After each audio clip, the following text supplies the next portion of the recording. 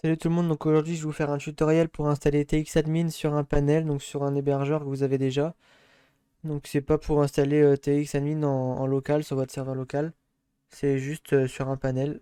Donc si vous n'avez pas d'hébergeur déjà, je vous mets un lien en description pour ceux qui veulent. Vous avez juste à, vous arriverez ici sur le lien, vous pouvez aller dans Boutique, GTA 5, après que vous ayez créé un compte. Ensuite vous commandez l'offre que vous voulez. Ensuite vous allez en bas et vous remplissez vos informations. Donc soit vous avez rajouté des sous dans ajout de fonds à gauche et vous pouvez cliquer cette option là, soit vous payez avec PayPal ou carte bancaire, qui ensuite vous cochez si vous voulez renouveler automatiquement chaque mois et vous faites commander.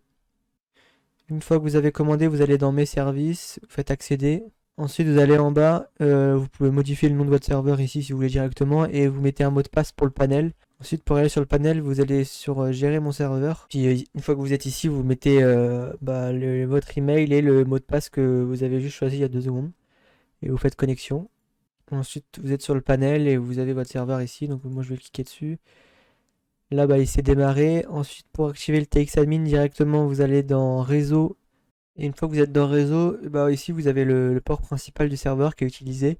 Et vous allez pouvoir créer vous allez pouvoir en ajouter un. Donc vous allez create a location. Là, ça vous a créé un deuxième port. Donc vous pouvez le copier. Vous pouvez aller dans démarrage. Et surtout, il faut copier celui qui n'est pas en primaire. Donc le primaire, ça va être celui où vous allez utiliser pour vous connecter. Et du coup, celui qui n'est pas en primaire, et ben vous le copiez, vous allez dans démarrage, port TXadmin, vous supprimez celui de base et vous le collez. Vous collez le vôtre et ensuite vous faites activer TXadmin. Là, vous pouvez redémarrer votre serveur. Ça va vous mettre le lien TXadmin directement avec un code à copier. Donc vous cliquez sur le lien directement.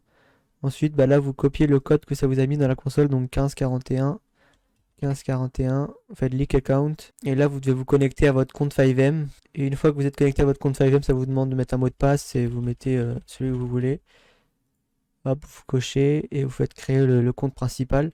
Là vous faites next, là vous mettez le nom de votre serveur que vous voulez et là vous choisissez soit vous voulez mettre votre propre base sur le serveur et du coup vous cliquez là-dessus, ou soit vous voulez le serveur de base avec les ressources ESX ou QB.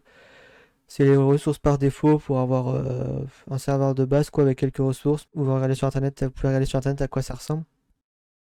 Mais c'est les deux les plus utilisés. Donc moi vu que je vais mettre une base par exemple, ben vous cliquez sur le deuxième. Ensuite vous devez coller le lien. Enfin ensuite vous devez coller le chemin d'où va être situé les ressources. Donc vous allez dans fichier et là vous voyez qu'il y a déjà écrit. Donc vous copiez home et container.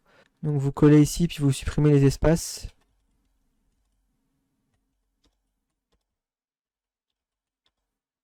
Vous faites next. Ensuite, pareil pour le serveur CFG, il va être ici, donc vous faites sauvegarder. Et là, vous pouvez faire save et démarrer le serveur. Et là, vous êtes sur votre TXadmin et votre serveur va pouvoir démarrer. Vous allez pouvoir gérer tous vos trucs ici. Puis du coup, pour vous connecter, c'est pareil, vous allez sur le panel et vous copiez cette adresse-là. Et là, vous pouvez connecter avec le F8 Connect.